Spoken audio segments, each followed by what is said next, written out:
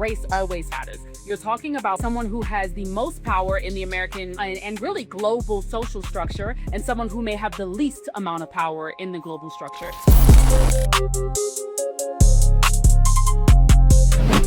This says, I'm a black woman that was married to a white man, Ashley Jana Robinson. So you know what, before I even get into this video, you know what's crazy and unfortunate about this whole Ashley Jana Robinson? It's similar to what happens to a lot of these divested disasters. They may make headlines because many of them don't even make headlines, but they might make headlines and they might be viral for a week or two. And then it just kind of goes away. You don't know what happens. Is justice served or justice not served? Does a person get locked up and we end up finding the answer? And we've seen this in so many different cases. I can think of Lauren Smith Fields, Dakar Thompson, Renee Lewis, just to name a few. You will have stories, like I said, if they even make it to the headlines. They may have their moments of fame and popularity, and then they just go away. Sometimes you follow these cases and there's been a sense of justice, and there's very many cases where it's unsolved. The man's taken into questioning, and then that's it. And so I'm just saying that because I'm thinking about this Ashley Jana situation, and while I would hope that there would be a sense of resolve for the family, all of the popularity and all of the traction, it's like, okay, well, what is that leading to? Is that going to lead to there actually being justice? Is that going to lead to there actually being a change? Are people going to be willing to actually reckon with the fact? Are ladies going to be willing to reckon with the fact that the soft life is very much a scam? I don't know. So let's see what she has to say here. Black American woman that was married to a white man. And with the Ashley Jana case, a lot of people are saying it has nothing to do with race. Race doesn't matter. Race doesn't matter. Race always matters. You're talking about, politically speaking, someone who has the most power in the American and really global social structure, and someone who may have the least amount of power in the global structure.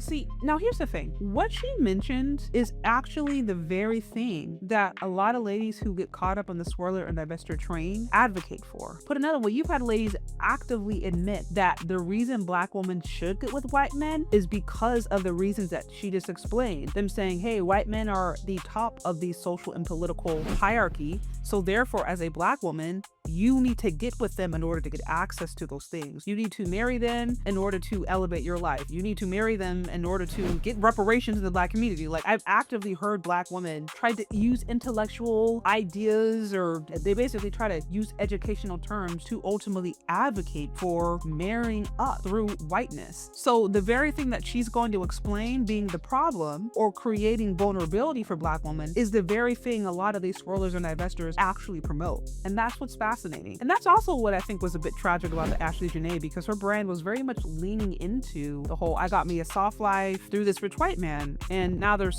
so many different questions. I mean, we're hearing all these different stories about just even the validity of his wealth. Who was he? I mean, there's so many different things, but the only thing that we do know is that she's no longer with us, and that there's a lot of suspicion around not only her unaliving, but there's a whole lot of suspicion around her fiance's activity since she was unalived, at least from what I could tell. There's the intersection of gender, her being a female, him being a male, as well as the intersection of race.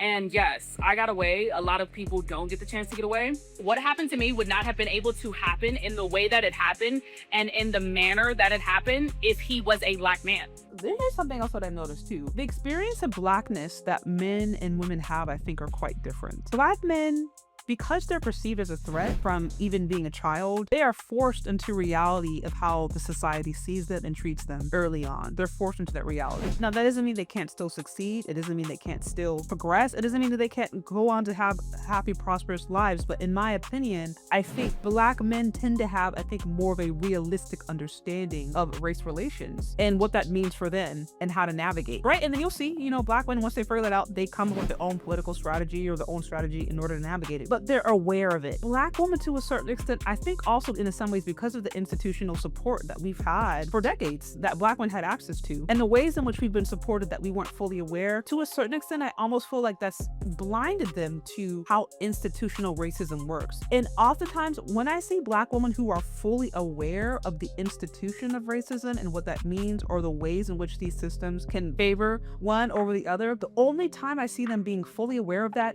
is oftentimes once they've engaged with a white man or they've been rejected by a white man. It's very fascinating because prior to that, I tend to see black women valorize that. But then after that experience, it's very common to see those same black women criticize that. I don't know if you guys have noticed that, but that's something that I've noticed. The fact that he was a white man, he had power and was able to walk into rooms and police officers and do things that if he was a black man, they would have laughed at him and told him, go get the fuck home.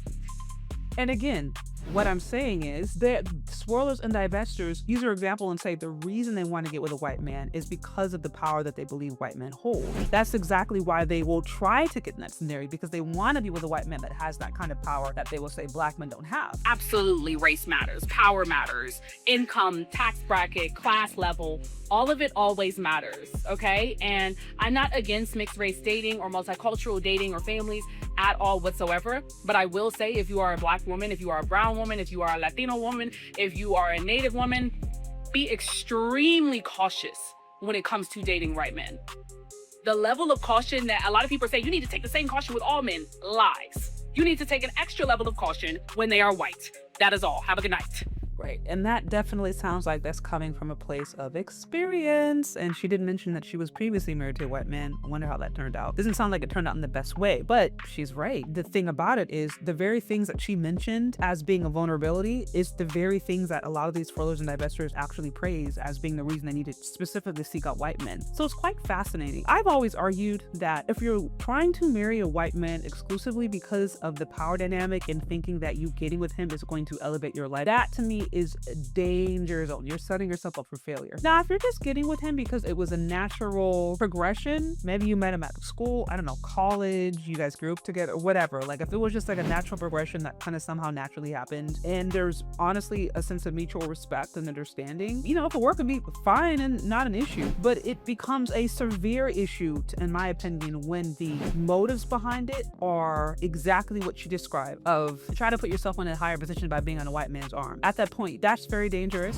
because God forbid that white man stops liking you or enjoys the fact that you recognize the power that he has and uses that against you. And also, to me, it's like you just probably don't know history at that point. You don't understand your own history, because white men with power have always had black women on their side, and that didn't change their position. So if it didn't change their position then, why would it change your position now? So anyways, what do y'all think about this whole thing? What she said was interesting. Like I said, not only her tone, her conclusions I find to be more prevalent among black women who have swirled. And I'm not saying this is everybody, because like I said, there are some black women who they know better. They weren't ever really into white men or whatever. Like, so there's a whole sector of black women that's just like, they're just not into the swirl thing. That's just not their thing. But I found that those sometimes who could be very, very, very outspoken about it, it's not uncommon to see them also have had a previous history with dating white men that didn't turn out too well. But anyways, y'all, what do y'all think about this whole thing? Let me know your thoughts down in the comment section. Thank you so much for listening. If you've gotten this far, and we'll talk later, okay? Bye. I'm really excited to announce my new kids book, Aisha Learns to Love Her Hair. Aisha's hair is stunning, but she struggles to see its beauty. Through encouragement and wisdom from Grandma Lily, Aisha learns powerful lessons about self-acceptance. Aisha's journey is a